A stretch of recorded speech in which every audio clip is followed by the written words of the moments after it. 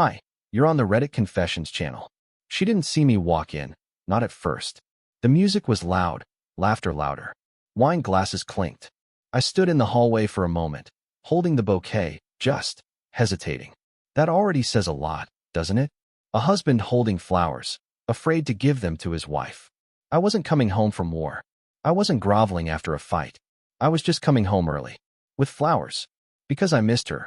Because I still cared. Because maybe, deep down, I thought she'd smile the way she used to. But I should have known better. Marlena, my wife, was holding court in the living room, wine swirling in her glass like a queen at her throne. Her friends surrounded her like handmaids. Jen, smirking, Courtney, already tipsy, and a new one, olive skin, soft curls, eyes that actually noticed me. I hadn't seen her before. I stepped in and held up the bouquet. Light pink lilies and pale dahlias, carefully picked by me, not some random guy in a rush at CVS. These reminded me of you, I said. Just that. Marlena didn't even blink. She looked at her friends, then back at me, and said loud enough for the whole block to hear. Oh, how retro. Flowers. What is this, 2004? Laughter. Snorting. Courtney actually clapped. Jen leaned over and muttered, maybe next time bring her a TikTok filter. I stood there, looking like a magician whose rabbit had vanished mid-act. My fingers tightened around the stems. I cleared my throat and turned to leave, but then that new girl spoke. They're beautiful, she said. Her voice wasn't loud, but it sliced through the mockery like glass. If someone gave me flowers like that, I wouldn't make fun of him. The room fell still, and I did something I didn't plan, didn't even think about. I walked over, handed her the bouquet, and said, then maybe you should have them. Marlena's mouth opened, but no words came out. Just silence. The woman, her name was Raina, I'd learn later, looked at me like I was a ghost from a better world. She took the flowers gently, almost reverently. Thank you, she whispered. And she meant it. Marlena blinked. You're giving my flowers to my guest now. They weren't your flowers, I said. You made that clear. She started to say something else, but I didn't wait to hear it. I turned, walked upstairs, and sat on the edge of the bed, wondering what just happened. But that little act, that impulsive, awkward handoff of a bouquet, would become the start of something far bigger than I ever expected. Something that would unravel lies I didn't even know were being told. And in the middle of it all, that smile Raina gave me would keep echoing in my head. Because someone noticed me. And that was more than I'd felt in months. Raina's smile stayed with me longer than it should have. I lay in bed that night, eyes open, heart racing. Not with attraction, but with something more unsettling. Guilt? Validation? Or maybe just the unfamiliar warmth of being seen, even for a second. Meanwhile, Marlena never came upstairs. I heard them laughing again an hour later, like nothing happened. Like I hadn't just been humiliated in my own living room. The next morning, she acted like it never happened. No apology. No mention of the flowers. Just her usual, distracted scrolling over coffee, wearing the same robe she wore when I proposed to her, back when I still believed love was loud enough to be heard. But everything started shifting after that night. Raina began showing up more often. I thought maybe it was coincidence, but the way she looked at me told a different story. She was quieter than Marlena's other friends, more observant. I caught her watching me once while I was fixing the broken door to the patio. Not in a flirty way, but like she was curious, like she couldn't figure out how someone like me ended up with someone like Marlena. I couldn't figure it out either anymore. Then came the brunch. Marlena threw this rooftop brunch for her birthday. She didn't ask if I was free, just told me I'd be there. I bought her this stupidly expensive bottle of wine she mentioned in passing weeks ago. Took me hours to track it down. I even wrote a card, something real, about how I missed the version of us that didn't feel like roommates. I handed it to her before the guests arrived. She barely looked up. Thanks, she muttered, then shoved it in her purse. No hug, no kiss. Just, can you take pictures during the brunch? My phone's low on storage. So yeah, that was my role. Human selfie stick. When Raina showed up, something shifted again. She came over, smiled, and handed me a small wrapped box. It's not much, she said. Just thought of you. Marlena noticed. She raised an eyebrow. That's cute, she said sharply. Now everyone's giving Hugh presents. I opened it anyway. Inside was a small hardcover book, Letters to a Young Poet. The same book I used to quote from when Marlena and I were dating. I didn't even remember mentioning it out loud. You remembered, I whispered, stunned. Raina nodded. People remember things that matter. I swear I saw Marlena's jaw clench. But the final spark didn't come until the end of brunch. Everyone was tipsy, music was playing, and Marlena decided it would be funny to have everyone go around and roast their partner or ex. Her friends loved it. When it got to her, she raised her glass and said, "To Hugh, who still thinks flowers solve emotional distance, and who once cried because I forgot our kissiversary." Laughter. Loud. Cruel. Raina didn't laugh. She stood up, walked over, and whispered something in Marlena's ear. I couldn't hear it, but Marlena's face darkened instantly. Then Raina walked out. Didn't say goodbye to anyone. I followed 10 minutes later. I found her waiting outside by her car, arms crossed. "You okay?" I asked. She turned to me slowly. "Why do you let her treat you like that?" I didn't have an answer. Maybe I didn't want one. But her next words? They split my world wide open. "She told us once at dinner that she married you because you were the safest option. That no matter what she did, you'd never leave. Is that true, Hugh? Are you really that safe?" I didn't answer. Because deep down, I was afraid I was. Raina's words didn't just echo in my head. They stayed, like a cold draft under a locked door. "Are you really that safe?" she'd asked, and I hated that I didn't know the answer. For the next few days, I replayed everything. Marlena's smirk when I handed her the flowers, her laughter at brunch, the way her eyes only softened when other people were watching. I'd spent years convincing myself that her coldness was stress, or exhaustion, or just how she is. But Raina had cracked something open that I couldn't close again. By Wednesday, Marlena was pretending nothing had happened. She even sent me a text that morning. "Pick up something for dinner?" No apology. No conversation. Just orders. I grabbed takeout, came home early, and found her sitting on the couch with her laptop, laughing. "Who's that?" I asked. She turned the screen away a little too fast. "Just work," she said, too casually.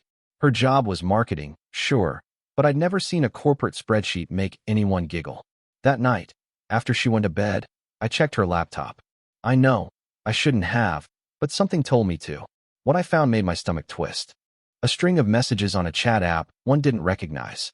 Not explicit, not even romantic. Just intimate.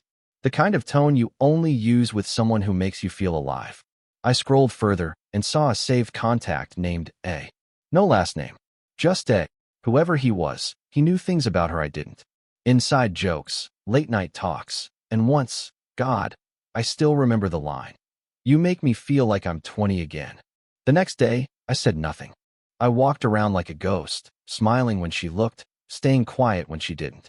I wanted to scream, but instead, I just folded laundry and nodded through her stories about her clients. She didn't notice the difference. Maybe she never would. But then, 2 nights later, she slipped up. She came home smelling like someone else's cologne. Expensive, woody, masculine. I knew that smell because I'd bought that same brand once, years ago, when I still believed small gestures mattered. I didn't confront her. Not yet. I just waited. Observed. Noticed how she smiled at her phone. How she hit her screen when I passed by. How she suddenly started humming while cooking. That was the most painful part, seeing her happy, just not because of me. Raina texted me the next morning. Don't ask how she got my number. I guess Marlena had mentioned it once, or maybe she'd found me online. She wrote, "I shouldn't have said what I did the other day, but you deserve better." I stared at that message for a long time before replying. You didn't lie. We started talking, slowly, innocently at first. She asked how I was.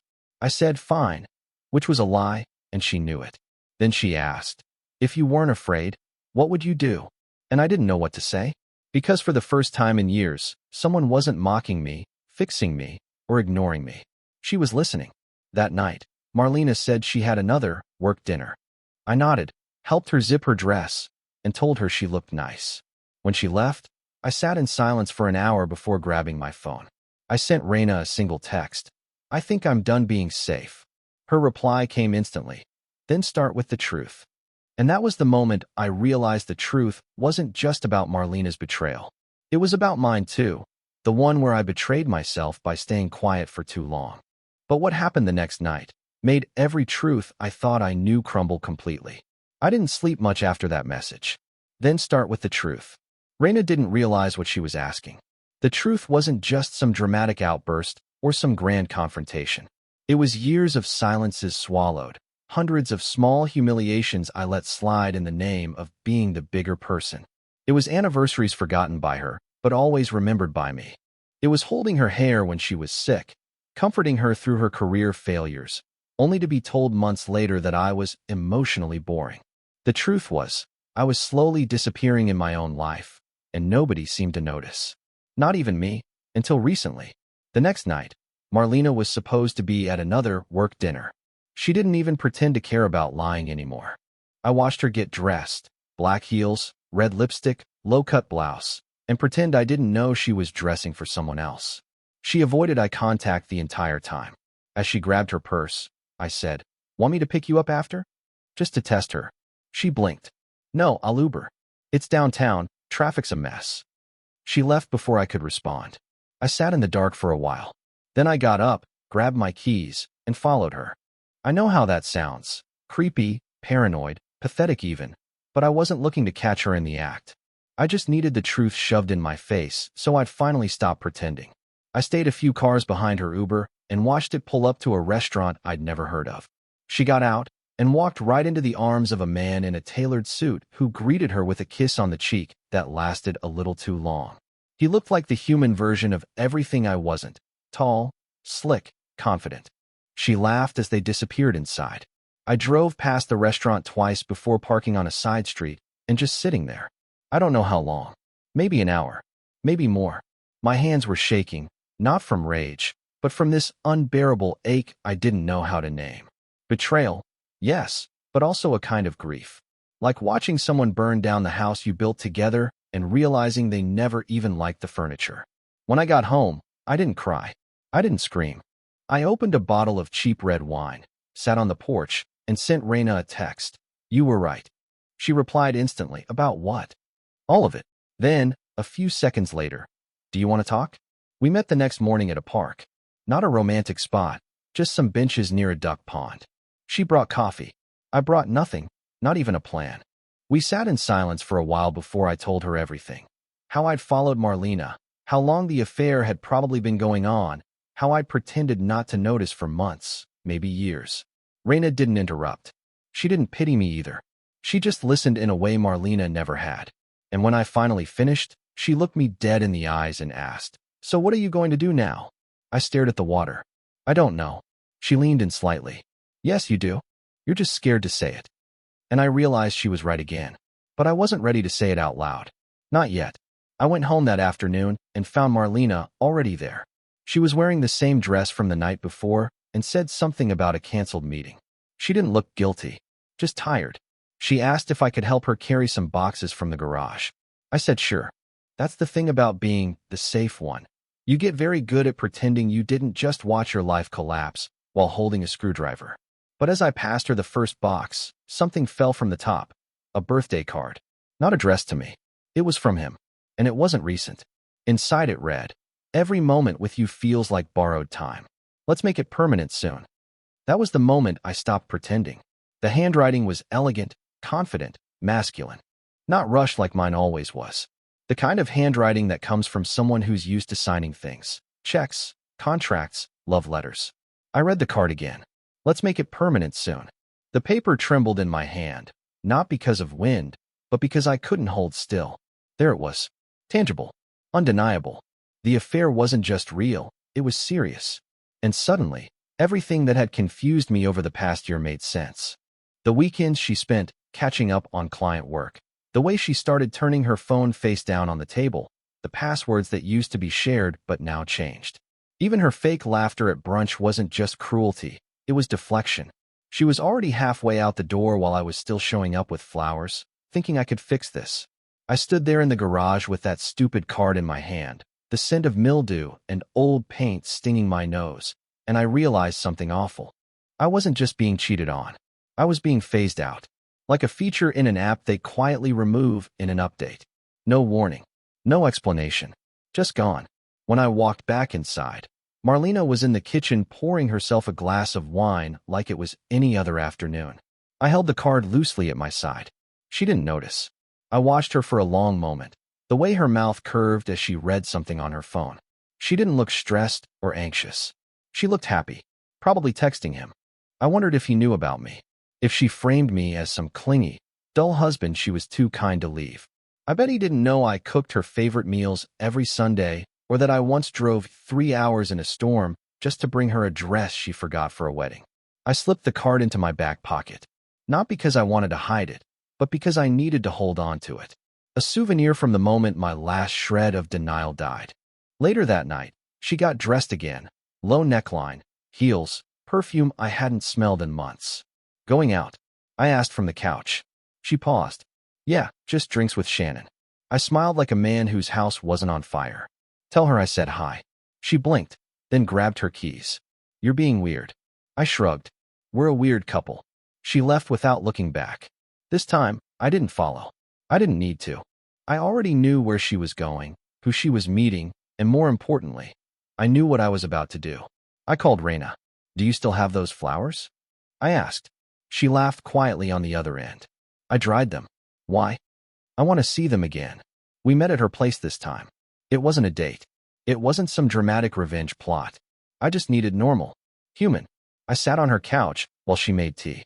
The walls were lined with books, not photos of herself like Marlena's House of Mirrors.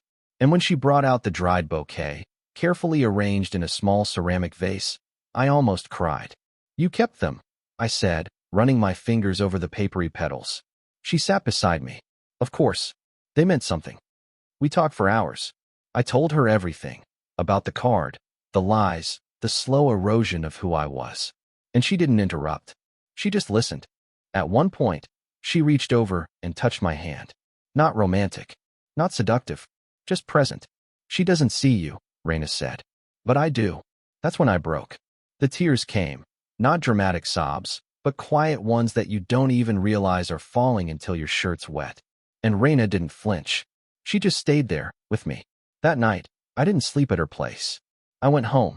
Alone. I wasn't looking for a replacement. I was looking for myself. The man I used to be before Marlena laughed him out of the room. And in the quiet of that night, I made a decision. The next flower I handed out wouldn't be for Marlena. And it wouldn't be for Raina either. It would be for me. I wish I could tell you that the decision I made that night gave me peace. It didn't. It gave me anxiety. It gave me insomnia. It gave me chest pains so real I almost drove myself to the ER just to make sure my heart hadn't given up before I had the chance to fix anything. But underneath all that noise, there was something else, clarity. A terrifying kind of clarity, the kind that feels like standing at the edge of a cliff, knowing the only way forward is to jump. I spent the next few days acting normal, which, ironically, was the hardest performance of my life. I brought Marlena her favorite coffee, like I used to. I folded her laundry and even laughed at her TV shows I'd grown to resent. She didn't notice. Or maybe she did and thought I was just over whatever imaginary sulk I'd been stuck in. That's the thing about people like her. They don't ask if you're okay. They just wait for you to return to being convenient. She never mentioned the card I'd found in the garage. Never asked why I was quieter than usual. Never even looked suspicious. That's how confident she was that I'd never leave. That I'd just absorb betrayal like a sponge and keep smiling through it. Then came Saturday. She had another business dinner. Same lie. Same red lipstick. Same overdone perfume. I stood at the doorway as she adjusted her earrings, watching her with a strange sense of detachment, like I was observing a stranger play my wife in some poorly written play. You sure you don't want me to drive you? I asked, voice soft. She rolled her eyes, smirking. You hate these things. Besides, it's all women. I almost laughed. She was good at this. So good. In fact, I had to remind myself that I used to believe her. Every time. Once she left, I didn't pour wine. I didn't cry. I didn't call Raina. I opened my laptop and began transferring everything. Joint finances, passwords, savings accounts. Years of shared digital space being unknotted one click at a time. I was meticulous, cold even. And when I finished, I drafted an email. Not a rant. Not a monologue. Just bullet points. I know about him. I saw the messages, the card, the lies. I'm not angry anymore. I'm exhausted. I'm moving out next week. The lease is in your name. I've left the things you actually noticed in this relationship. My car keys, the Netflix login, and the coffee machine you said was too ugly for the kitchen. And then I attached a photo of the bouquet I'd given to Raina, the one Marlena had laughed at. Captioned, "She kept them." I hit send and closed the laptop. I packed a single bag. Not everything. Just what I needed to get through a few weeks. I didn't even leave a note. I didn't need to. The email said more than any dramatic goodbye ever could. That night, I didn't sleep in a hotel or on a friend's couch. I knocked on Raina's door. She answered in sweats, hair up, no makeup.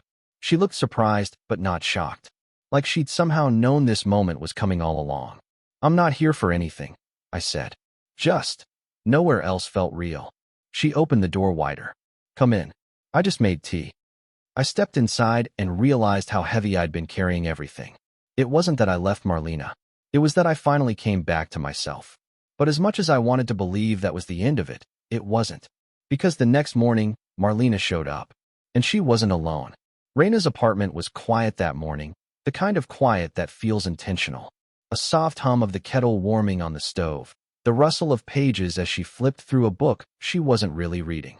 I was still in her guest room, sitting on the edge of the bed, wondering how long peace could last before chaos knocked on the door. The answer, it turns out, was 23 hours. Because at 9:41 a.m., the buzzer rang. Once. Then again. Then a third time with the kind of urgency that only comes from someone who thinks the world owes them an explanation. Raina looked at me from the kitchen. I already knew. I walked to the intercom and pressed the button. "Yeah. Hugh, open the damn door." "Marlena." I didn't answer. I looked at Raina, who shrugged like this wasn't her first time being caught in someone else's drama. I opened the door anyway. I had to. I wanted this moment. I needed it. She stormed in like a woman on a mission. She wasn't crying. She wasn't screaming.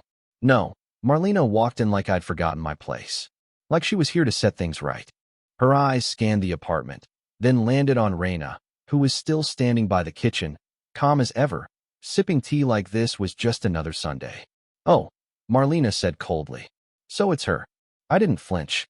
"You're not surprised?" She turned to me, jaw tight. "No, I'm insulted." I actually laughed. I couldn't help it. "You're insulted? You left me, Hugh. You just vanished." "You were already gone," I said. "You just forgot to tell me." She folded her arms. "You think this little performance makes you look noble? You snuck out like a coward and ran to my friend." "She wasn't your friend," Raina said calmly.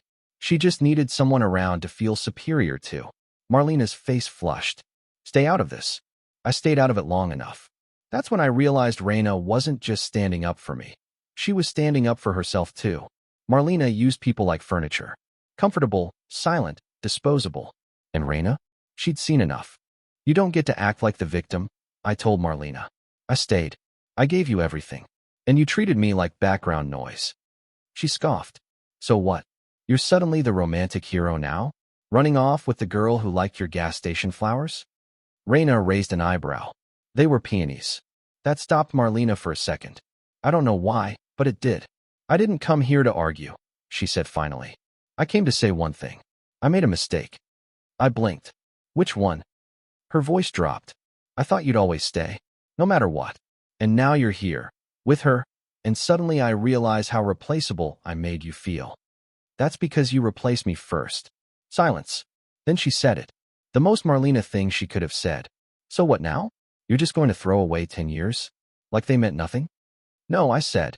"I'm just finally admitting that they meant more to me than they ever did to you." She looked at Raina one last time, then back at me. "You'll regret this," she whispered. I didn't answer. Not because I didn't have words, but because they didn't matter anymore. She wasn't here to make things right. She was here because she lost control. That's what really hurt her. She turned and walked out without slamming the door. And just like that, it was over. No shouting. No theatrics. Just the sound of someone realizing they'd played the wrong game with the wrong person for too long. Raina looked at me. "You okay?" she asked. "I think so." But the truth was, I didn't know what I was. Because the final twist in all of this? It wasn't Marlena. It was what I found in her car that night. The night after Marlena's little ambush, I couldn't sleep. Not because I was hurt or angry. Those feelings had already burned out. But because I finally felt clear. Like I could finally breathe after years of being underwater. I went for a walk to shake off the leftover adrenaline. And as I passed by Marlena's parked car outside our old apartment, I saw something on the passenger seat. It wasn't hidden, just lying there like an afterthought, a printed itinerary. 2 names. 2 tickets. A romantic weekend booked a month ago. It was for next weekend. The same one she told me she had to go to her cousin's engagement party. There was his name again. The man she thought was her upgrade. And next to it, a reservation for a couple's spa package, dinner for 2, and a note. Ask about honeymoon suite upgrade upon check-in. I didn't take a photo. I didn't send it to her. I didn't need to. That was her truth. That was her goodbye. The next morning, I dropped off my keys at the leasing office and signed the last bit of paperwork to remove my name from the lease. The apartment we shared for almost a decade would no longer have any trace of me. No coffee machine, no folded socks, no fresh flowers slowly dying in the kitchen window while she stared at her phone. Raina met me outside with a box of pastries and a smile that didn't feel like pity. "Free man?" she asked. I nodded. Finally, we sat on a bench and split a cherry Danish. She told me about a job she was thinking of taking in another city. I didn't panic. I didn't beg her to stay. I just listened, the way she always had for me. Because whatever this was between us, it wasn't about filling a void. It was about starting something real. And if it wasn't meant to last, at least I finally knew what being seen felt like. Weeks passed, then months. I got my own place. Small, quiet, mine. I started journaling again. Bought flowers for my desk, just for me. I even picked up a pottery class, something Marlena once mocked me for wanting to try. Turns out, I'm not terrible at it. Raina visits sometimes. Sometimes more than just visits. But this story isn't about jumping from one woman to another. It's about finally realizing that staying where you're disrespected isn't loyalty, it's self-betrayal. Marlena reached out once more. A short email. I get it now. You deserved more than I gave. I didn't respond. Some chapters don't need closure. They just need to close. So, if you've made it this far, thank you. I hope this story reminded you that even if someone laughs at your flowers, someone else might treasure them. Sometimes, all it takes is handing them to the right person. You're on the Reddit Confessions channel. If you've ever experienced a moment where walking away gave you your life back, tell us in the comments. Or better yet, share an underrated historical event that taught you the power of second chances. Because sometimes, the softest rebellion is simply choosing yourself. Thanks for listening.